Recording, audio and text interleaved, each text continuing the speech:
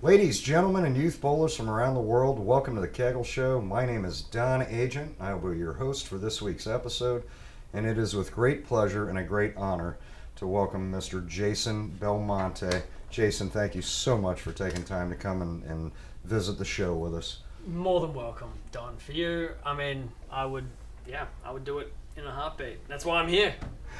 I'm a huge fan.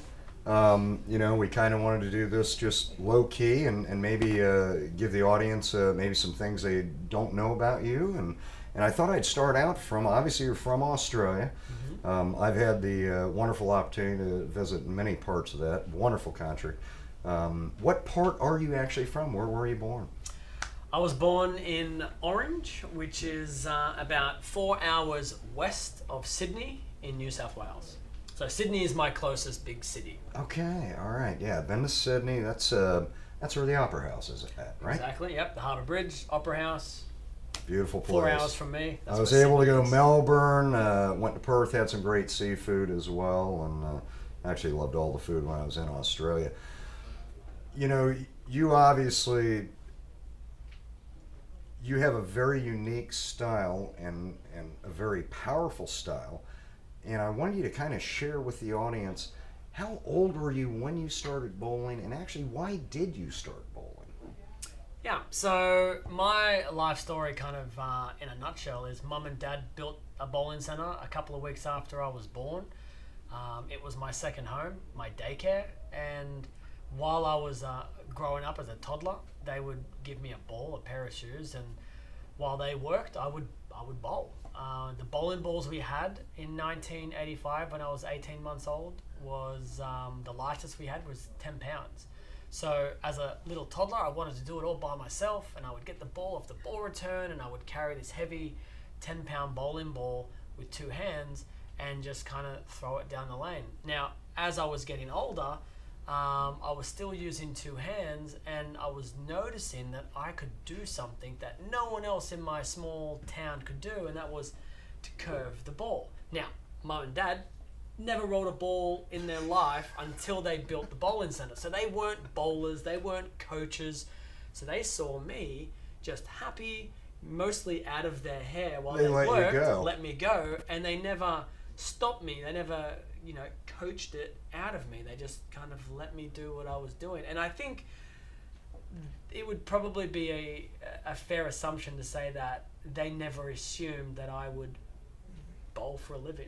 I think maybe Dad would be so bold to say, yeah, I would see him taking over the business and letting him bowl in that way, but not competing around the world. So if their goal was to create a successful bowler, I think they might have, especially from an early age, maybe tried to coach me or get coaches to change me. So I'm very grateful that they weren't bowlers and had no aspirations of me being a great player. They were just happy to see me being happy. I'm glad they didn't change you either. Growing up, I used to bowl competitively, and occasionally when I was in a tournament with Jason Couch, I used to say, if he was on 36 and I was on lane 1, I could hear him strike across the house. Right.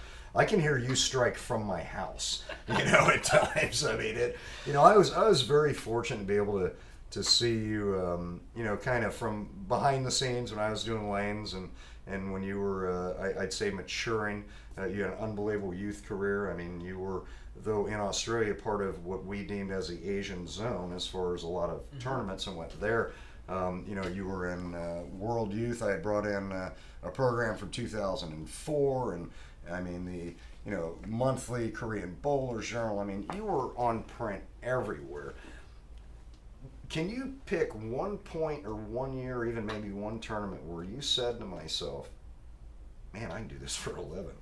It was actually a little bit before these tournaments. I'm trying to think, Don, when the very first moment when we met. I can't pinpoint it, but I know it was at an Asian championship. So I kept trying to think it was Hong Kong. Hong Kong. That's what there's I kept a part saying of me Hong that Kong. keeps thinking Hong Kong too, but it was before any of that. So I was a 16-year-old kid, and I flew to Malaysia, which was the closest. It's the closest country to Australia for competitive bowling outside of New Zealand, and my mates and I flew there, and during the tournament, they had a 300 game prize for, well, the exchange rate now is probably about 15,000 US dollars. Mm-hmm.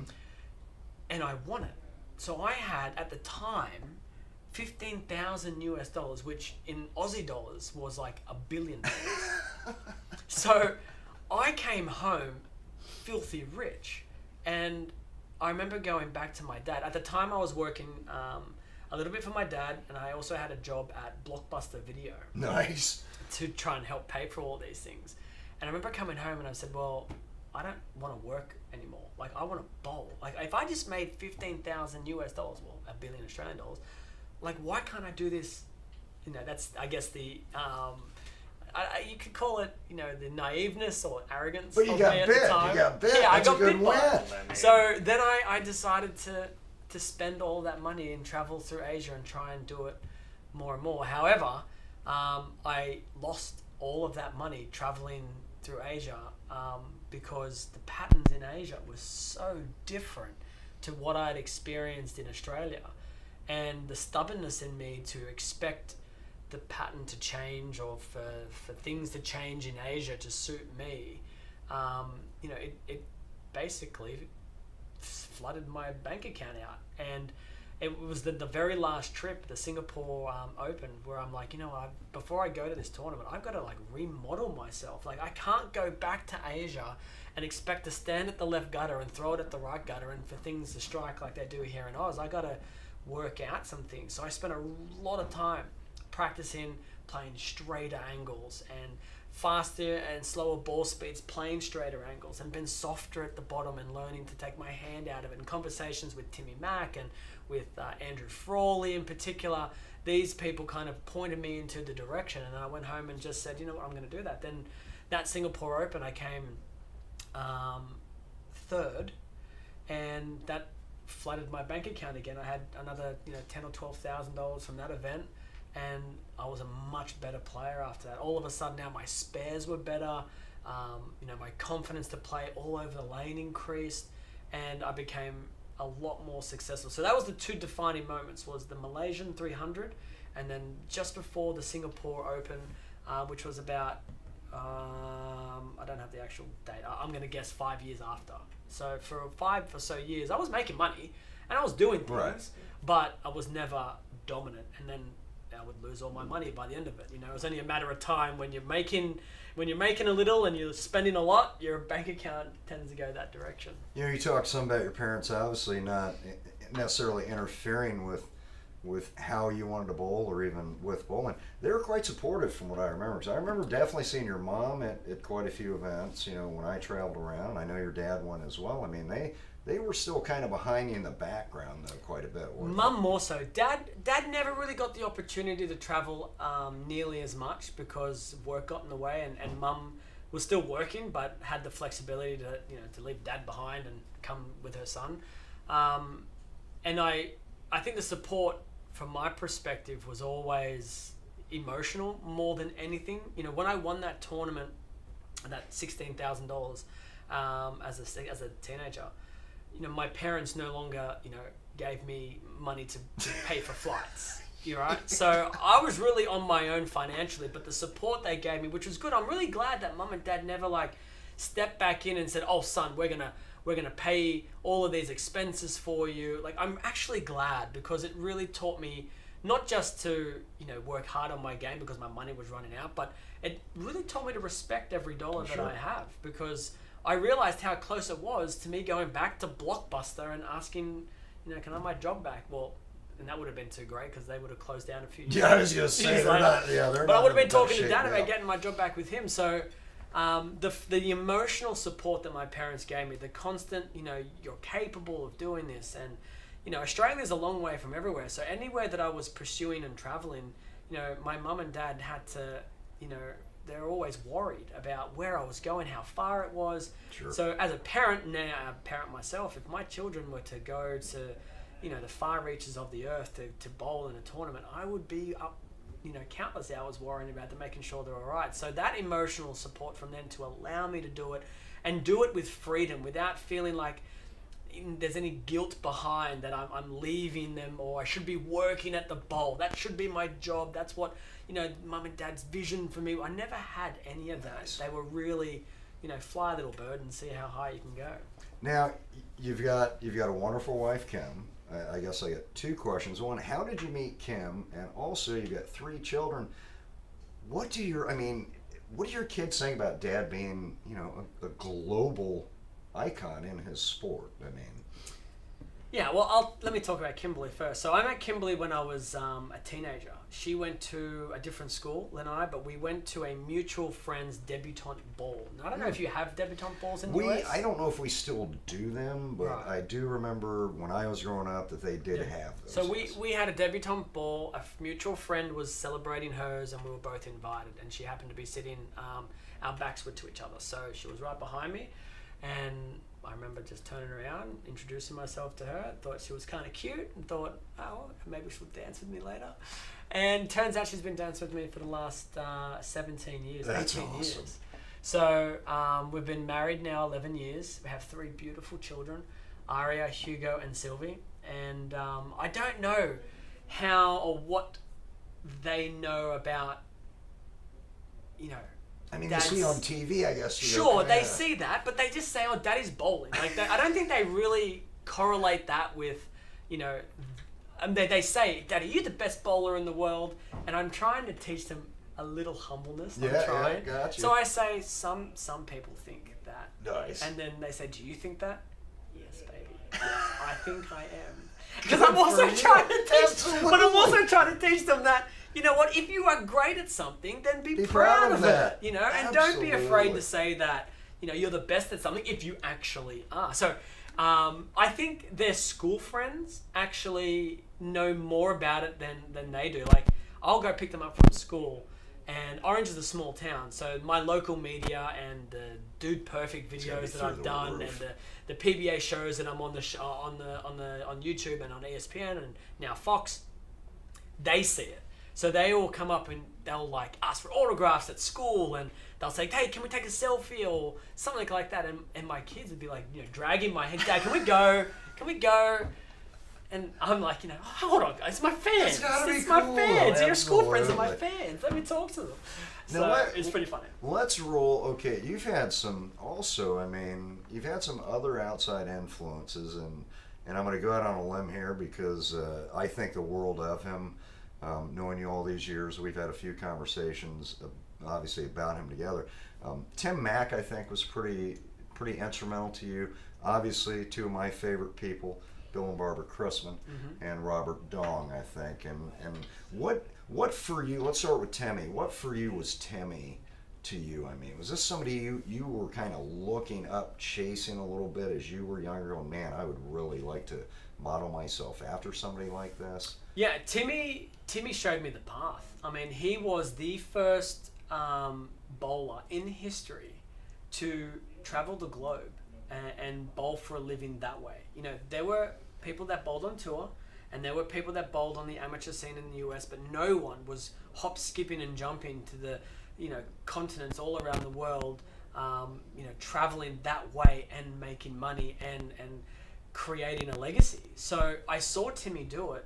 And not only, and this is the thing that I think frustrates me a little bit about people who don't know Timmy from when he was in his peak as a player. He was better, How great he was. or as great as any player I've ever seen in my life, professional or Fully amateur. agree.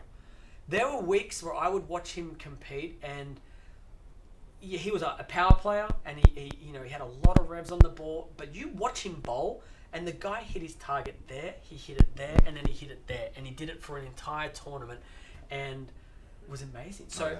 I was inspired by him to watch this guy. He's able to do this. He's amazing. I want to be, like him. And then I started to have this mindset, I want to be better than Timmy. So who better to learn from than from Timmy? So I told Timmy my plans. I said, Timmy, I want to be like the best. I want to be amazing. I want to be better than you. Like, can you teach me what you know? And Timmy was like, dude, let's do this. Like, I think you have got a lot of potential, so let's sit down and talk. So even to this day as my ball rep now, we have conversations that are just enlightening to me. And I don't think Timmy, I don't think he realizes the value that he has on me. I mean, I try to tell him often, but I think his impact on bowling globally is incredible. I have told you that, you know, and not as a slight to you, but I say you're the second greatest ambassador for the sport of bowling on a global level that I've personally met. That being said, my number one is Tim Mack. Do you know what makes Timmy? When I watch people around both of you, because I once again doing lanes in the background, I just watch how the crowd would come in and how you would both embrace the fans. It just unbelievable. Timmy was amazing. You know, the one thing that Timmy can do that I've never met anyone do this like Timmy can is we will go to some small venue in, let's say, Singapore. Okay, we're there. Family comes up to us and says, "Hi, my name is Steve, Kate, and these are our 3 children. You know, Barry, Gary, and Todd." 5 years later, we only met them once. 5 years later, we'll go to the same place, and this family will come up, and Timmy will not only remember them by their face, will remember their names. We'll ask how their children was doing, and by their names. And we had met these people just once. Now that's not an exaggeration to the story. That is how Timmy works. I don't know how he does it, and he remembers Chinese names. He remembers Arabic names. He remembers, you know, Western names. Like, it's not like I see some people. I'm like, I know your name. I just can't remember how to pronounce it. How do I say it?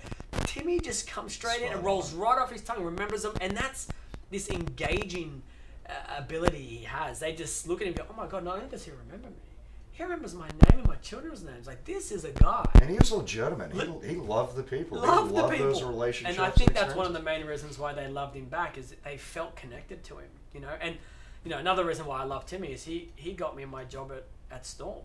You know, he saw me as a kid, and I was a 16-year-old, 17-year-old, 16-year-old. He was invited to this made-for-TV experience in Australia, and I was also invited. And he saw me bowl. And the story that Timmy tells me is after we met and shook hands and everything, he was on the phone to Bill Chrisman and said, "Bill, whatever we got to do, we're going to get this kid on board." Smart man. And a couple of years later, I was with Storm. So that started the initial conversation. Then when I met Bill, Bill's like, "You know, Timmy's been telling me to sign you for a really long time. I'm going to sign you." And I was like, "Oh my God, I'm going to sign with Storm. This is incredible." Dream come true. Yeah. All right, one last question, my brother, because I know you've got a busy week. You're obviously down here for the PBA Clash. Ask me whatever you want. And you've got some other interviews to do. So my final question, I usually like to wrap up with, is any advice for the up and coming youth? The up and coming youth. Okay, 2 things. The first is whether it be mathematically impossible, improbable, or possible, never give up on the lanes. You will learn every delivery that you throw down the lane. And if you are going to be results-based orientated in your learning, meaning that you will switch off when you don't think you can make the next cut or win the tournament, then that is valuable information that you're basically throwing away for nothing. So no matter where you are in a tournament, every single ball that you throw down, stay switched on, give it everything you've got for that frame and every frame thereafter, because you will learn so much. And I think the second thing is have a little self-belief that you are capable of achieving not only your dreams, but dreams that you didn't even know you have.